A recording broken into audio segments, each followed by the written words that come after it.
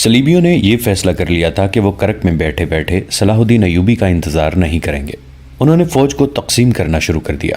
France کی فوج کو انہوں نے سلطان ایوبی کی فوج کو راستے میں روکنے کے لیے تیاری کا حکم دیا۔ ریمانڈ کی فوج مسلمانوں کی فوج پر عقب سے حملے کے لیے مقرر ہوئی۔ کرک کے قلعے کے دفاع کے لیے جرمنی کی فوج تھی، جس کے ساتھ فرانس اور انگلستان کے کچھ دستے تھے۔ انہیں جاسوسوں نے بتا دیا تھا کہ سلطان ایوبی نئی فوج تیار کر رہا ہے۔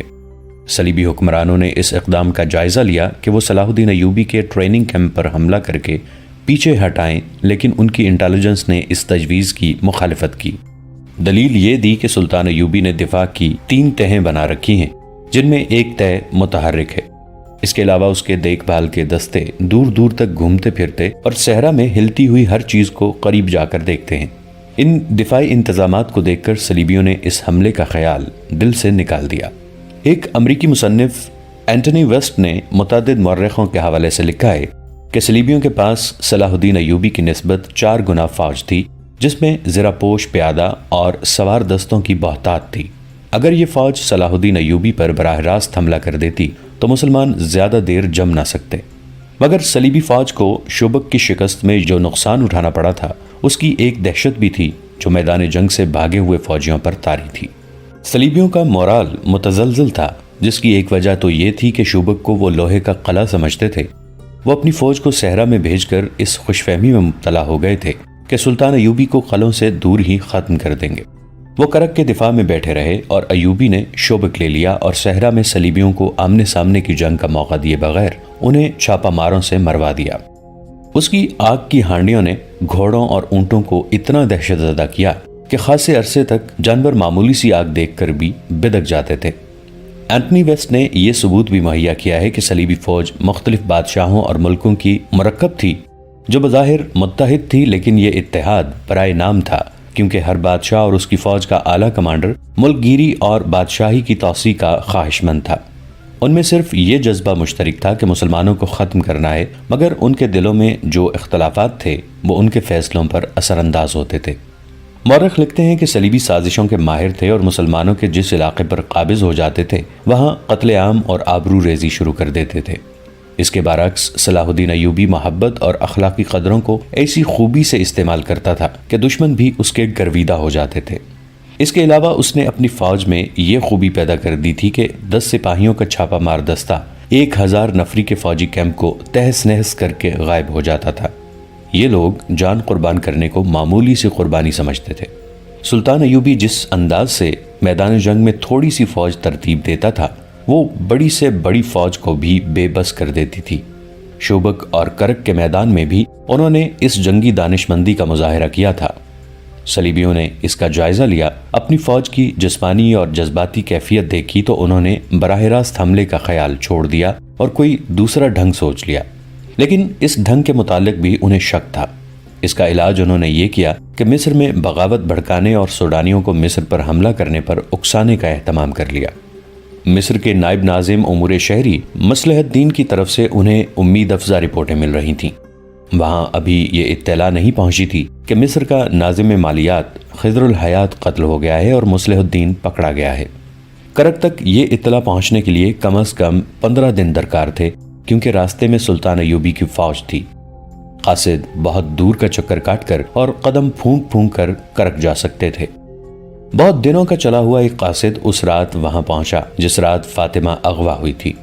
اس نے رپورٹ دی کہ بغاوت کے لیے فضا سازگار ہے، لیکن سوڈانی ابھی حملے کے لیے تیار نہیں ہے۔ ان کے ہاں گھوڑوں کی کمی ہے، ان کے پاس اونٹ زیادہ ہیں۔ انہیں کم از کم 500 اچھے گھوڑوں کی ضرورت ہے۔ اتنی ہی زمینیں درکار ہیں۔ فرانسیسی فوج کے کمانڈر نے کہا کہ 500 گھوڑے فوراً روانہ کر دیے جائیں اور اتنی ہی زینے درکار ہیں۔ فرانسیسی فوج کے کمانڈر نے کہا کہ 500 گھوڑے فوراً روانہ کر دیے جائیں اور ان کے ساتھ صلیبی فوج کے 5-7 افسروں کو بھی بھیج دیا جائے جو سوڈانیوں کی جنگی اہلیت اور کیفیت کا جائزہ لے کر حملہ کرائیں۔ صلیبیوں کے پاس گھوڑوں کی کمی تھی۔ انہوں نے کرک میں اعلان کر دیا کہ مصر پر حملے کے لیے 500 گھوڑوں کی فوری ضرورت ہے۔ عیسائی باشندوں نے 3-4 دنوں میں گھوڑے تیار کر دیے جو ایسے راستے سے روانہ کر دیے گئے جس کے متعلق یقین یہ تھا کہ پکڑے نہیں جائیں گے۔ ان کا رہنما وہی جاسوس تھا جو گھوڑے مانگنے آیا تھا۔ وہ سوڈانی تھا اور 3 سال سے جاسوسی کر رہا تھا۔ ان گھوڑوں کے ساتھ 8 صلیبی فوج کے افسر نکلے تھے جنہیں سوڈانی حملے کی قیادت کرنی تھی۔ انہیں یقین دلایا گیا تھا کہ صلاح الدین ایوبی کی فوج کو یہاں سے نکلنے نہیں دیا جائے گا۔ سلطان ایوبی کو صرف یہ معلوم تھا کہ مصر کے حالات ٹھیک نہیں، لیکن انہیں یہ معلوم نہیں تھا کہ حالات آتش فشاں پہاڑ بن چکے ہیں جو پھٹنے والا ہے۔ علی بن سفیان نے انہیں یہ تسلی دے رکھی تھی کہ انہوں نے جاسوسی کا جو جال بچھایا ہے وہ خطروں سے قبل از وقت خبردار کر دے گا۔ انہیں خضر الحیات کے قتل اور مصلح الدین کی گرفتاری کا ابھی علم نہیں تھا۔ غیاث کو مشورہ دیا گیا کہ وہ سلطان ایوبی کو اطلاع بھجوا دے، لیکن اس نے یہ کہہ کر اس مشورے پر عمل نہیں کیا تھا کہ تفتیش مکمل کر کے اصل صورتحال سے سلطان ایوبی کو آگاہ کرے گا۔ فاطمہ کو گشتی دستے کے کمانڈر نے رات الگ خیمے میں رکھا۔ شہر کا دھندلکا ابھی صاف نہیں ہوا تھا جب اسے اور نقاب پوشوں کو 8 محافظوں کے ساتھ قاہرہ کے لیے روانہ کر دیا گیا۔ یہ قافلہ سورج غروب ہونے کے بعد قاہرہ پہنچا اور سیدھا کوتوالی گیا۔ غیاث اس واردات کی تفتیش میں مصروف تھا۔ اس وقت وہ تہہ خانے میں تھا۔ اس نے مصلح الدین کے گھر کی تلاشی لی اور وہاں سے اس کی داشتہ کو برآمد کیا۔ وہ اپنے آپ کو ازبک مسلمان بتاتی تھی۔ اس نے غیاث کو گمراہ کرنے کی بہت کوشش کی۔ اس کے جواب میں غیاث نے اسے کوٹڑی کی جھلک دکھائی جہاں بڑے بڑے سخت جان مرد بھی سینے کے راز اگل دیا کرتے تھے۔ لڑکی نے اعتراف کر لیا کہ وہ یروشلم سے آئی ہے اور عیسائی ہے۔ اس نے اس اعتراف کے ساتھ غیاث کو اپنے جسم اور دولت کے لالچ دینے شروع کر دیے۔ غیاث نے مصلح الدین کے گھر کی تلاشی میں جو دولت برآمد کی تھی اس نے اس کا دماغ ہلا دیا تھا۔ وہ سمجھ گیا تھا کہ مصلح الدین کیوں صلیبیوں کے جال میں پھنس گیا تھا۔ خود لڑکی اس قدر پرکشش اور چرب زبان تھی کہ اسے ٹھکرانے کے لیے پتھر دل کی ضرورت تھی۔ غیاث نے اپنا ایمان ٹھکانے رکھا۔ اس نے دیکھ لیا تھا کہ یہ تو کوئی بہت بڑی سازش ہے جس کی کڑیاں یروشلم سے جا ملتی ہیں۔ اس نے لڑکی سے کہا کہ وہ ہر ایک بات بتا دے۔ لڑکی نے جواب دیا، میں جو کچھ بتا سکتی تھی بتا دیا ہے۔ اس سے آگے کچھ بتاؤں گی تو یہ صلیب کے ساتھ دھوکہ ہوگا۔ میں صلیب پر ہاتھ رکھ کے حلف اٹھا چکی ہوں کہ اپنے فرض کی ادائیگی میں جان دے دوں گی۔ میرے ساتھ جو بھی سلوک کرنا چاہو کر لو، میں کچھ نہیں بتاؤں گی۔ اگر مجھے آزاد کر کے یروشلم یا کرک پہنچا دو گے تو منہ مانگی دولت تمہارے قدموں میں رکھ دی جائے گی۔ مصلح الدین تمہاری قید میں ہے، اس لیے پوچھ لو، وہ تمہارا بھائی ہے، شاید کچھ بتا دے۔ غیاث نے اس سے مزید کچھ بھی نہ پوچھا۔ وہ مصلح الدین کے پاس چلا گیا۔ مصلح الدین بڑی بری حالت میں تھا۔ اسے چھت کے ساتھ اس طرح لٹکایا گیا تھا کہ رسہ کلائیوں سے بندھا تھا اور اس کے پاؤں فرش سے اوپر تھے۔ غیاث نے جاتے ہی اس سے پوچھا، مصلح دوست، جو پوچھتا ہوں بتا دو، تمہاری بیوی کہاں ہے اور اسے کس نے اغوا کرایا ہے؟ اب تمہیں کچھ اور باتیں بھی بتانی پڑیں گی۔ تمہاری داشتہ اپنے آپ کو بے نقاب کر چکی ہے۔ کھول دو مجھے ذلیل انسان۔ مصلح الدین نے غصے اور درد سے دانت پیس کر کہا، امیر مصر کو آنے دے، میں تیرا یہی حشر کراؤں گا۔ اتنے میں غیاث کے ایک اہلکار نے اس کے کان میں کچھ کہا۔ حیرت سے اس کی آنکھیں ٹھہر گئیں۔ وہ دوڑتا ہوا تہہ خانے سے نکلا اور اوپر چلا گیا۔ وہاں مصلح الدین کی بیوی اور اسے اغوا کرنے والے 3 آدمی بیٹھے تھے۔ فاطمہ نے اسے بتایا کہ وہ کس طرح اغوا ہوئی اور تینوں کس طرح پکڑے گئے ہیں۔ غیاث فاطمہ اور تینوں مجرموں کو تہہ خانے میں لے گیا اور مصلح الدین کے سامنے جا کھڑا کیا۔ مصلح الدین نے انہیں دیکھا اور آنکھیں بند کر دیں۔ غیاث نے پوچھا، ان تینوں میں سے قاتل کون ہے؟ مصلح الدین خاموش رہا۔ غیاث نے 3 دفعہ پوچھا، وہ پھر بھی خاموش رہا۔ غیاث نے تہہ خانے کے ایک آدمی کو اشارہ کیا۔ وہ آدمی آگے آیا اور مصلح الدین کی کمر کے گرد بازو ڈال کر اس کے ساتھ لٹک گیا۔ اس آدمی کا وزن مصلح الدین کی کلائیاں کاٹنے لگا جو رسے سے بندھی ہوئی تھیں۔ اس نے درد سے چیختے ہوئے کہا، درمیان والا۔ بلبیس تینوں کو الگ لے گیا اور انہیں کہا کہ وہ بتا دیں کہ وہ کون ہیں اور یہ سارا سلسلہ کیا ہے، ورنہ وہ یہاں سے زندہ نہیں نکل سکیں گے۔ انہوں نے آپس میں مشورہ کیا اور بولنے پر رضامند ہو گئے۔ غیاث نے انہیں الگ الگ کر دیا اور فاطمہ کو اوپر لے گیا۔ فاطمہ نے اسے وہی بات سنائی جو سنائی جا چکی ہے۔ اس نے اپنے متعلق یہ بتایا کہ اس کی ماں سوڈانی اور باپ مصری ہے۔ 3 سال گزرے وہ اپنے باپ کے ساتھ مصر آئی۔ مصلح الدین نے اسے دیکھ لیا اور اس کے باپ کے پاس آدمی بھیجے۔ اسے یہ معلوم نہیں کہ رقم کتنی ملی ہوئی ہے۔ باپ اسے مصلح الدین کے گھر چھوڑ گیا اور ایک تھیلی لے کر چلا گیا۔ مصلح الدین نے ایک عالم اور چند ایک آدمیوں کو بلا کر باقاعدہ نکاح پڑھایا اور وہ اس کی بیوی بن گئی۔ وہ اس کے ساتھ بہت محبت کرتا تھا۔ محبت فاطمہ کی کمزوری تھی۔ باپ سے اسے محبت اور شفقت نہیں ملی تھی۔ اسے شک تھا کہ باپ اسے یہاں بیچنے کے لیے ہی لایا ہے۔ مصلح الدین کے خلاف اسے کبھی بھی شک نہیں ہوا تھا کہ وہ اتنا برا آدمی ہے۔ وہ شراب نہیں پیتا تھا، اس کی باہر کی سرگرمیوں کے متعلق فاطمہ کو کچھ بھی معلوم نہ تھا۔ صلاح الدین ایوبی نے شوبک کی طرف کوچ کیا تو اس کے فوراً بعد مصلح الدین میں ایک تبدیلی آئی، وہ رات بہت دیر تک باہر رہنے لگا۔ ایک رات فاطمہ نے دیکھا کہ وہ شراب پی کر آیا ہے۔ فاطمہ کا باپ شرابی تھا، وہ شراب کی بو اور شرابی کو پہچان سکتی تھی۔ اس نے مصلح الدین کی محبت کی خاطر یہ بھی برداشت کیا۔ پھر گھر میں رات کے وقت اجنبی سے آدمی آنے لگے۔ مصلح الدین نے ایک رات فاطمہ کو اشرفیوں کی 2 تھیلیاں اور سونے کے چند ایک ٹکڑے دکھا کر گھر میں رکھ لیے، اور ایک رات جب وہ شراب میں بدمست ہو کر آیا تو اس نے فاطمہ سے کہا، اگر مصر کا شمالی علاقہ جو بحر روم کے ساحل کے ساتھ ملتا ہے مجھے مل جائے تو تم پسند کرو گی، یا سوڈان کی سرحد کے ساتھ کا علاقہ؟ تم جو پسند کرو اس کی تم ملکہ ہوگی اور میں بادشاہ۔ فاطمہ اتنے اونچے دماغ کی لڑکی نہیں تھی کہ اس سلسلے میں اس سے کچھ پوچھتی۔ وہ سمجھی کہ اس کا خاوند زیادہ شراب پی کر بہک گیا ہے، ہوش میں وہ ایسی باتیں نہیں کرتا تھا۔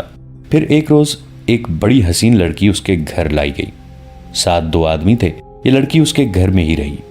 نکاح نہیں پڑھایا گیا۔ اس لڑکی نے فاطمہ کو دوست بنانے کی بہت کوشش کی، لیکن اسے اس لڑکی سے نفرت ہو گئی۔ اس لڑکی نے اس سے اس کا خاوند چھین لیا۔ اس کے بعد خضر الحیات کے قتل کا واقعہ ہوا۔ تینوں نقاب پوشوں نے پہلے غیاث کو غلط باتیں بتانے کی کوشش کی، لیکن غیاث انہیں راستے پر لے آیا۔ تینوں نے الگ الگ جو بیان دیے ان سے یہ انکشاف ہوا کہ تینوں حشیشین کے گروہ کے آدمی ہیں۔ انہیں صلیبیوں کی طرف سے مصلح الدین کے ساتھ لگایا گیا تھا۔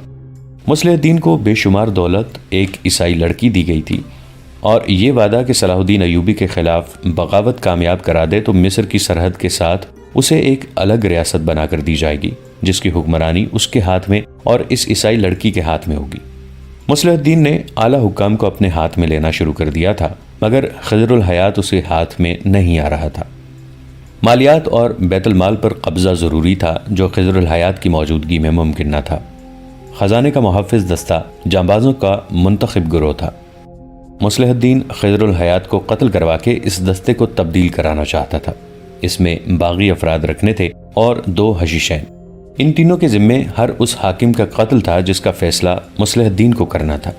انہیں اس کام کی اجرت صلیبیوں کی طرف سے باقاعدہ مل رہی تھی۔ وہ چونکہ یہ کام کاروبار اور پیشے کے طور پر کرتے تھے، اس لیے فالتو اجرت لینے کی بھی کوشش کرتے ہیں۔ اسی لیے انہوں نے مصلح الدین سے 50 اشرفیاں اور سونا الگ مانگا جو اس نے خضر الحیات کے قتل کے بعد انہیں نہیں دیا۔ اس نے کہا تھا کہ تمہیں پوری اجرت مل رہی ہے۔ انہوں نے اسے قتل کی دھمکی دی تو اس نے انہیں اپنی بیوی پیش کی اور کہا کہ تمہیں اس کی اچھی قیمت مل جائے گی۔ فاطمہ اس کے ساتھ تعاون نہیں کر رہی تھی۔ مصلح الدین ابھی تک چھت کے ساتھ لٹکا ہوا تھا۔ اسے بیان لینے کے لیے اتارا گیا تو وہ بے ہوش ہو چکا تھا۔ جاسوس لڑکی کی کوٹھڑی میں گئے تو وہ مری پڑی تھی، اس کے منہ سے جھاگ نکل رہی تھی۔ طبیبوں نے آ کر دیکھا اور کہا کہ اس نے زہر کھا لیا ہے۔ اس کے پاس ایک چھوٹا سا کپڑا پڑا ہوا تھا، صاف پتہ چلتا تھا کہ اس میں زہر بندھا ہوا تھا جو لڑکی نے اپنے کپڑوں میں کہیں چھپا رکھا تھا۔ بہت دیر بعد مصلح الدین ہوش میں آیا، لیکن وہ بہکی بہکی باتیں کرتا تھا، بولتے بولتے چپ ہو جاتا اور پھٹی پھٹی نظروں سے سب کو دیکھنے لگتا، پھر بے معنی سی باتیں شروع کر دیتا۔ طبیبوں نے اسے دوائیاں کھلائیں لیکن اس کا دماغ اذیت سے اور پکڑے جانے کے صدمے سے بگڑ گیا تھا۔ اسی رات غیاث کے پاس ایک معزز شخصیت آئی، اس کا نام زین الدین علی تھا۔ غیاث سے کہا کہ اسے پتہ چل چکا ہے کہ جاسوس اور تخریب کار پکڑے گئے ہیں اور وہ بھی کچھ انکشاف کرنا چاہتا ہے۔ زین الدین مذہب، سیاست اور معاشرت کے میدان کا بزرگ قائد تھا۔ وہ پیر و مرشد تو نہیں تھا لیکن بڑے بڑے حاکم بھی اس کے مرید تھے۔ چھوٹے سے چھوٹا آدمی بھی اسے پیروں کی طرح مانتا تھا۔ اسے حاکموں اور معاشرت میں اونچی حیثیت کے 2-4 افراد سے پتہ چلا تھا کہ سلطان ایوبی اور اس کی فوج کی غیر حاضری سے دشمن فائدہ اٹھا رہا ہے اور ایسی چابک دستی سے سازش اور بغاوت کا زہر پھیلا رہا ہے کہ کسی کو پکڑنا آسان نہیں۔ زین الدین نے غیاث اور علی بن سفیان کے نائب حسن بن عبداللہ کو بتانے کی بجائے اپنے طور پر اس تخریب کاری کی جاسوسی شروع کر دی تھی۔ فوج کے چھوٹے بڑے افسر بھی اس کی محفل میں آتے تھے۔ اس نے ان سے بہت سی باتیں معلوم کر لی تھیں اور متعدد ذمہ دار افراد کے نام اور ان کی سرگرمیاں بھی معلوم کر لی تھیں۔ اس نے دراصل ذاتی طور پر تخریب کاروں کے خلاف اپنا ایک گروہ تیار کر لیا تھا جس نے نہایت نازک راز حاصل کر لیے تھے۔ ایک مصری وقائع نگار محمد فرید ابو حدید نے اپنی تصنیف سلطان صلاح الدین ایوبی میں سازش اور بغاوت کے انکشاف کا سرا زین الدین علی کے سر باندھا ہے اور 3-4 مورخین کے حوالے دیے ہیں، لیکن اس دور کی جو تحریریں محفوظ ہیں ان سے پتہ چلتا ہے کہ محکمہ مالیات کے ناظم کے قتل سے صلیبیوں کی یہ سازش بے نقاب ہوئی تھی، جس کے اعلی کار وہ مسلمان تھے جن پر سلطان ایوبی کو اعتماد تھا۔ بہرحال بزرگ شخصیت کی ذاتی کاوش اور اس کا جو حاصل تھا وہ قومی سطح کا ایسا کارنامہ تھا جسے مورخین نے بجا طور پر خراج تحسین پیش کیا ہے۔ اس نے غیاث سے کہا کہ وہ ابھی کچھ دن اور جاسوسی جاری رکھنا چاہتا تھا تاکہ ہر ایک سازشی کی نشاندہی ہو جائے، لیکن ان تخریب کاروں کی گرفتاری کی خبر شہر میں مشہور ہو گئی ہے، جس سے ان کے ساتھی روپوش ہو جائیں گے۔ اس نے نام اور پتے وغیرہ بتا دیے، اپنے آدمی بھی غیاث کے حوالے کر دیے۔ حسن بن عبداللہ کو بلا لیا گیا۔ حسن اور غیاث نے فیصلہ کیا کہ سلطان ایوبی کو فوری طور پر اطلاع دی جائے گی۔ اس کے لیے زین الدین کو ہی منتخب کیا گیا اور اسی روز اسے 12 سواروں کے محافظ دستے کے ساتھ شوبک روانہ کر دیا گیا۔ تیسری شام یہ قافلہ شوبک پہنچا۔ سلطان ایوبی نے جب زین الدین کو دیکھا تو حیران بھی ہوئے اور خوش بھی۔ وہ اس شخصیت سے واقف تھے، وہ بغلگیر ہو کر ملے۔ زین الدین نے کہا، میں کوئی اچھی خبر نہیں لایا، ناظم مالیات خضر الحیات قتل ہو چکا ہے اور اس کا قاتل آپ کا نائب ناظم مصلح الدین کوتوالی میں پاگل ہو گیا ہے۔ سلطان کا رنگ پیلا پڑ گیا۔ زین الدین نے انہیں تسلی دی اور تفصیلات سنا دی۔ اس فوج کے متعلق جو مصر میں تھی اس نے بتایا کہ اس میں بے اطمینانی پھیلا دی گئی ہے۔ اس قسم کی افواہیں پھیلا دی گئی ہیں کہ شوبک کو سر کرنے والی فوج کو سونے چاندی سے مالا مال کر دیا گیا ہے اور اسے عیسائی لڑکیاں بھی دی گئی ہیں۔ مصر والی فوج میں یہ دہشت بھی پیدا کر دی گئی ہے کہ سوڈانیوں کو بہت بڑا لشکر مصر پر حملہ کرنے والا ہے، جسے مصر کی یہ تھوڑی سی فوج نہیں روک سکے گی۔ اس فوج کے ہر ایک سپاہی کو قتل کرا دیا جائے گا اور صلاح الدین ایوبی چاہتا ہی یہی ہے کہ یہ فوج قتل ہو جائے۔ اس کے علاوہ یہ افواہ بھی پھیلائی گئی ہے کہ سلطان ایوبی محاذ پر شدید زخمی ہو گیا ہے، شاید زندہ نہیں رہے گا، اس کے کمانڈر وہاں منمانی کر رہے ہیں۔ زین الدین نے بتایا کہ سلطان ایوبی کے زخمی ہونے کی خبر پر یقین کر لیا گیا ہے، اسی لیے مصلح الدین جیسے حاکم مصر کو صلیبیوں کی مدد سے چھوٹے چھوٹے ٹکڑوں میں تقسیم کرنے اور اپنی خود مختار ریاستوں کے قیام کے انتظامات کر رہے ہیں۔ سلطان ایوبی نے وقت ضائع کیے بغیر برق رفتار قاصد بلایا اور نور الدین زنگی کے نام ایک پیغام میں مصر کے یہ سارے حالات لکھے اور اس سے فوجی مدد مانگی۔ انہوں نے لکھا کہ میں یہاں رہتا ہوں تو مصر ہاتھ سے جاتا ہے، چلا جاتا ہوں تو شوبک کی فتح شکست میں بدل جائے گی، لیا ہوا علاقہ کسی قیمت پر واپس نہیں دیا جائے گا۔ میں ابھی فیصلہ نہیں کر سکا کہ یہاں رہوں یا مصر چلا جاؤں۔ انہوں نے قاصد سے کہا کہ وہ دن اور رات گھوڑا بگاتا رہے، گھوڑا تھک جائے تو جو کوئی سوار سامنے آئے اس سے گھوڑا بدل لے، کوئی انکار کرے تو اسے قتل کر دے، رفتار کم نہ ہو، اور اسے یہ بھی ہدایت دی گئی کہ اگر وہ دشمن کے گھیرے میں آ جائے تو نکلنے کی کوشش کرے اور اگر پکڑا جائے تو یہ پیغام منہ میں ڈال کر نگل لے، دشمن کے ہاتھ پیغام نہ لگے۔ قاصد روانہ ہو گیا۔ سلطان ایوبی نے ایسا ہی ایک اور قاصد بلایا اور اسے اپنے بھائی تقی الدین کے نام پیغام لکھ کر اسے وہی ہدایت دی جو پہلے قاصد کو دی تھی۔ اس پیغام نے انہوں نے اپنے بھائی کو لکھا کہ تمہارے پاس جو کچھ بھی ہے، جتنے لڑاکا آدمی اکٹھے کر سکتے ہو، گھوڑوں پر سوار ہو جاؤ اور قاہرہ پہنچو، راستے میں بلا ضرورت رکنا نہیں۔ مجھے معلوم نہیں میں تمہیں کہاں ملوں گا بھی یا نہیں۔ اگر قاہرہ میں ہماری ملاقات نہ ہو سکی اور میں زندہ نہ ہوا تو عمارت مصر سنبھال لینا۔ مصر بغداد کی خلافت کی مملکت ہے اور خدائے ذوالجلال نے اس مملکت کی ذمہ داری ایوبی خاندان کو سونپی ہے۔ روانگی سے پہلے قبلہ والد محترم نجم الدین ایوب کے آگے جھکنا اور انہیں کہنا کہ وہ تمہاری پیٹھ پر ہاتھ پھیریں، پھر محترمہ والدہ کی قبر پر فاتحہ پڑھ کر ان کی روح سے دعائیں لے کر آنا۔ اللہ تمہارے ساتھ ہے، میں جہاں ہوں وہاں اسلام کا پرچم سرنگون نہیں ہوگا، تم مصر میں اس پرچم کو سربلند رکھو۔ یہ قاصد بھی روانہ ہو گیا۔ ان دونوں میں سے جو قاصد نور الدین زنگی کے پاس پہنچا اس کی جسمانی حالت یہ تھی کہ اس کا بایاں بازو تلواروں کے زخم سے قیمہ بنا ہوا تھا، اس کی پیٹھ میں ایک تیر اترا ہوا تھا۔ وہ زنگی کے قدموں میں گرا اور اتنا ہی کہہ سکا کہ راستے میں دشمن مل گیا تھا، اس حال میں پیغام لے کے نکلا ہوں۔ اس نے پیغام زنگی کے ہاتھ میں دیا اور شہید ہو گیا۔ نور الدین زنگی رحمۃ اللہ علیہ کی فوج جب شوبک کے قریب پہنچی تو قلعے اور شہر میں اعلان ہو گیا کہ صلیبیوں کا بہت بڑا حملہ آ رہا ہے۔ دوستو آج کے لیے اتنا ہی۔ اسی کہانی کی اگلی قسط کے ساتھ بہت جلد حاضر ہوں گے۔ نیچے کامنٹ سیکشن میں اپنی رائے کا اظہار ضرور کیجیے گا۔ ہمارے اس چینل کو سبسکرائب کر کے نیچے موجود بیل آئیکن کو بھی ضرور کلک کیجیے گا۔ اگلی ملاقات تک کے لیے ہمارا اور آپ کا اللہ نگہبان۔